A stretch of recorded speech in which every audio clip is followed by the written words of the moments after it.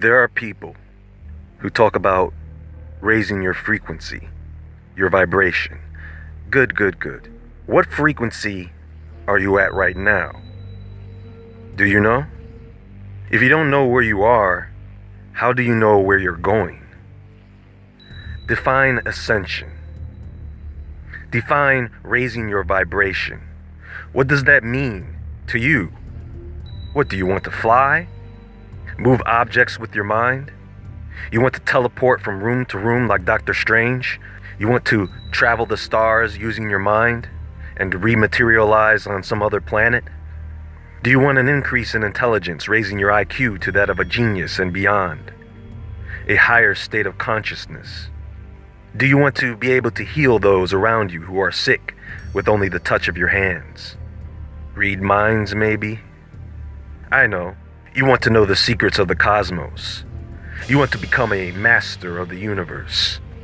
What is your definition of ascension? What is it that you want to become? You want the cosmic forces of the universe to unlock your hidden abilities? We all want love. We all want to live in a peaceful world without the nightmares. Well, most of us anyway. But we will all have to go through the trials and tribulations because these dark forces are strong and they absolutely want you to fail. And you're going to have to condition yourself through the changing weather. So I want to get into the discussion of magnetic energy, the human magnetic field, how it works and what you can do with it. I want to talk about the law of attraction, the mind, and its effects on our planet.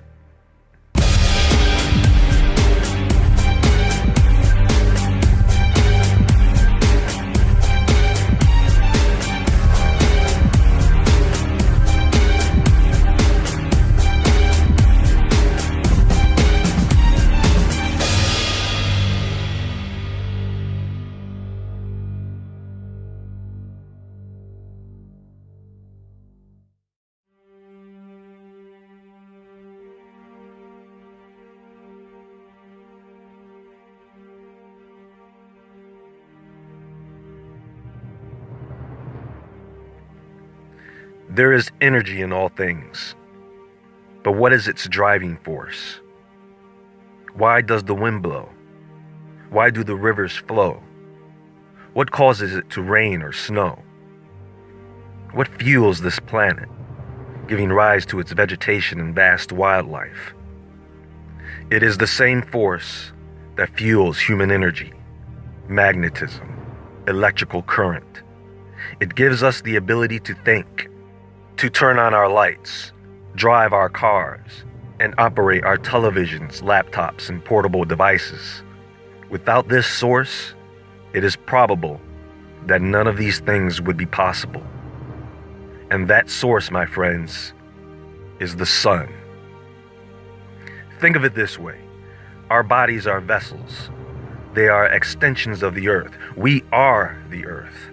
Do you understand? We are the walking, talking, thinking, speaking, fighting, hating, and loving part of the earth. Our bodies, we are electric light beings held together in sacred geometric form by magnetism that run on the power of the sun. The spirit, depending on who you ask, is the pilot, and that comes from another source, depending on what you believe. And you should not be concerned with leaving your body, as I see there are a few who are. You see, one of the problems I have with all this is that there are plenty of people who think that they are destined to leave the earth. I don't know what's so bad about Earth. I mean, aside from the system that we live in, this is a beautiful, amazing place like no other. Why do you think the angels wanted to come here in the first place? But I want to know what's out there. What about other dimensions? Nothing's out there. Nothing for you. There's nothing out there but concern. Now that can be discussed, and it will, but we need to first be grateful for what was given to us here, not for what we can get out there.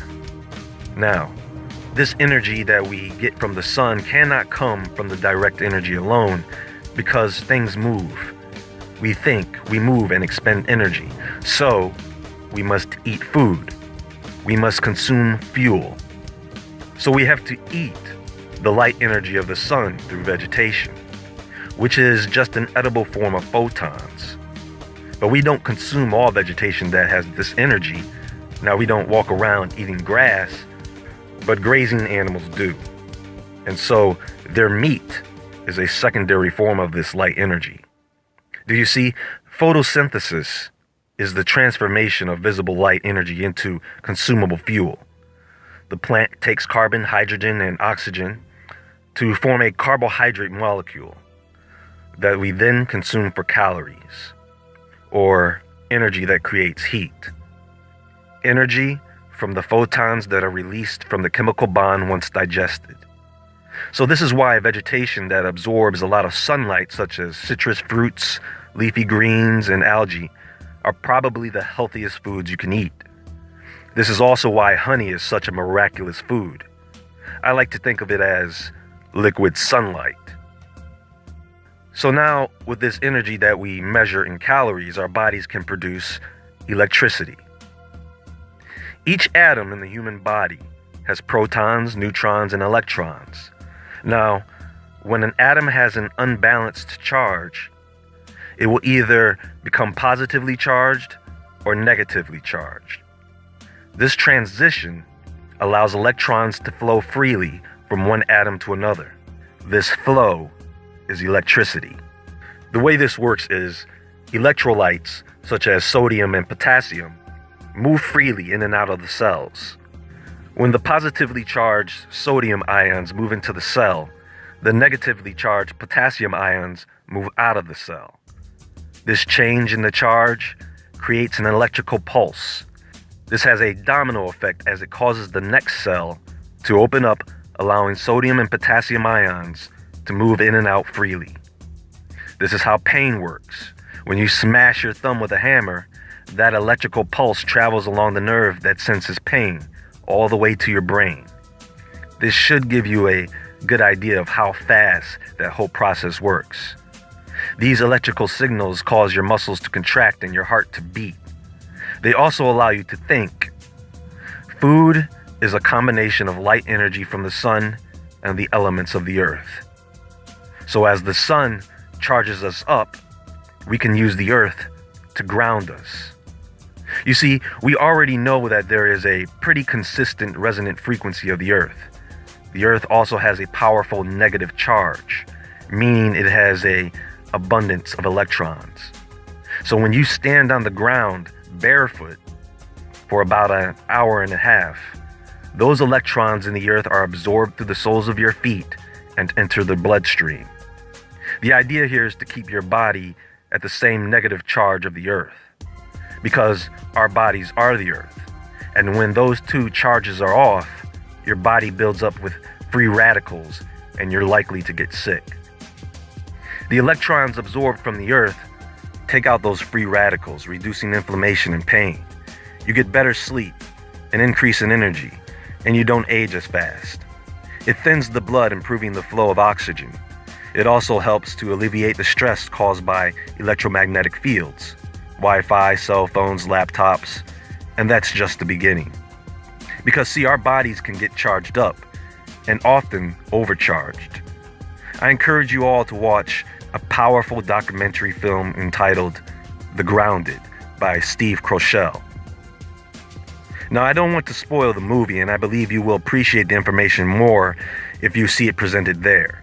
A few of you may find the information presented in the movie to be life-changing. If you want a good overview of what grounding yourself can do, watch the film. So with that said, I want to discuss magnetism. Now, there are three main types of magnets. Permanent magnets, which is divided into four categories. 1. Neodymium iron boron magnets. These are made of rare earth magnetic materials that tend to be very strong but brittle. So they are manufactured to be quite small and plated with either gold, iron, or nickel. 2. Samarium cobalt magnets. These magnets are also very strong, but more expensive as they have a resistance to oxidation and high temperatures. 3. Alnico magnets. which is really a acronym for aluminum, nickel, cobalt. These also have a good resistance to heat, but they can be easily demagnetized and are not used in many applications for that reason. 4.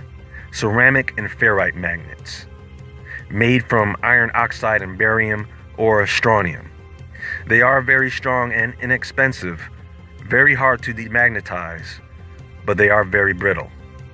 Next, we have temporary magnets. These are magnets that are pretty much made from anything that behaves like a magnet when it is in a magnetic field, like paper clips. The third type of magnet is the electromagnet.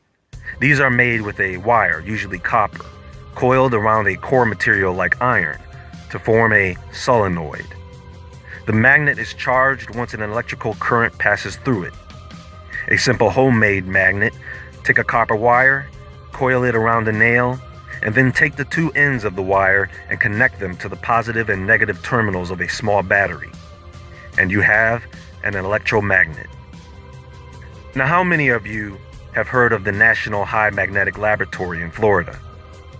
It is home to the world's most powerful magnets. First off, when measuring the strength of a magnet, it is common to use the Tesla or Gauss unit of measurement. 1 Tesla would be equivalent to 10,000 Gauss units. The Earth's magnetic field is around 0.00005 Tesla. A small bar magnet would be around 0.01 Tesla, whereas a big electromagnet would be around 1.5 Tesla. The magnets they have at MagLab go up to around 45 Tesla. That's around 1 million times the strength of the Earth's magnetic field. It is so powerful, in fact, that it can levitate objects that you would normally classify as being non-magnetic, such as water, because water, by the way, is to a certain degree magnetic. Want some cool information on magnets? I encourage you to read through their website, as this is another facility no one really talks about. Now, there are really 2 types of magnetic fields generated by the Earth: the geomagnetic field generated by the Earth's core, and the magnetic fields that are generated between the Earth and the ionosphere. Now, if the energy of the sun powers our bodies, which generate an electrical charge, which in turn generates a magnetic field, keep in mind that electricity can create a magnetic field, and a magnet can create electricity. The heart plays the biggest role in our acoustic and electromagnetic biofield. And this energy field, this aura, as some may suggest, is normally only detectable with certain equipment, although some claim to be able to see the auras of others, even themselves, either with their own 2 eyes or using aura photography. So this magnetic field, this area of energy we have around us, the question is, how does it affect us and everything around us? Do not think that this field of energy is confined to a 3 to 5 foot bubble around you. That is only one layer. And it can affect other people, animals, and plant life. And the more people you have together, the greater the intensity of the field. I'd like to mention the studies done by Drs. Charles Alexander and John Davis at Harvard University in the 80s, during the height of the Israel-Lebanon war, where they took a group of meditators to focus on reducing the conflict in that area. And lo and behold, they observed a 40 to 80% decrease in violent crime at the peak of a war. Much of their work has been documented, such as the paper they published entitled "The Maharishi Technology of the Unified Field and Improved Quality of Life in the United States, a study of the First World Peace Assembly, Amherst, Massachusetts, 1979. The collective practice of the Maharishi technology of the unified field by a group of approximately 2,500 individuals in the USA was found to result in a holistic improvement in the quality of life throughout the nation, as reflected by reductions in violent crime, motor vehicle fatalities, air transport fatal accidents, and fatalities from accidents, suicides, and homicides, and by improvements in important national economic indicators. As a group, folks, we can do many things. The key is love, gratitude, that positive energy that keeps our energy fields healthy. Negative emotions, that energy will dampen that field and make you ill. Many of you are familiar with Reiki, right? The Japanese technique of laying on hands for healing, stress reduction, and relaxation. You see, a smart practitioner would wash their hands in ice water after treating someone because that person's negative energy can stick to your skin. You can walk by someone, brush shoulders, and you will pull energy off that person. You have to wash that energy off. Think about how different you would feel taking a cold shower right after work or right after being around a group of people. This is a great stress reduction technique that is often overlooked. Much better than coming home to yell at your spouse, the kids, and the dog. Now, it's not so much how our magnetic fields affect everything around us. It's more of how everything else with a magnetic field affects us. Cosmic rays, of course, cause fluctuations in the Earth's magnetic field, thus changing our moods and bodily functions. I'm telling you, more and more people will begin to feel the agitation of these atmospheric and magnetic changes.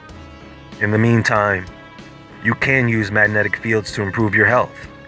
You can use magnets to charge the water that you drink, because most of you are drinking dead water, a very dry water.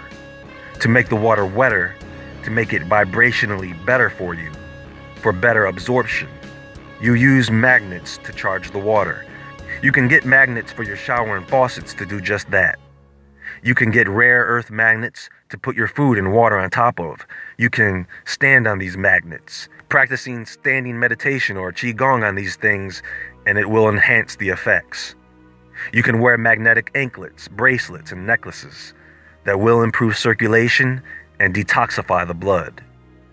Folks, understanding magnetism and using it to enhance your quality of life, in combination with grounding techniques, you are going to reverse the aging process. You are going to improve your state of consciousness because you will be able to think at a higher potential. When you walk into a room, you will be able to overpower other people's negativity. You will be able to attract the things that you want faster with less resistance. And you will be able to repel those things that you do not want. Remember, the universe does not care about what you want. It only responds to how you feel. And if something makes you feel good, it will send you more of those things that make you feel good. If and when you feel bad, it brings you more of what causes you to feel bad. It's that simple. We are living far away from the way God and nature intended us to. So there should be no question of why we feel the way we feel, why we act the way we act, and why we treat each other the way we do. Ascension? No, I think we need to take a few steps back before we try to take that step forward.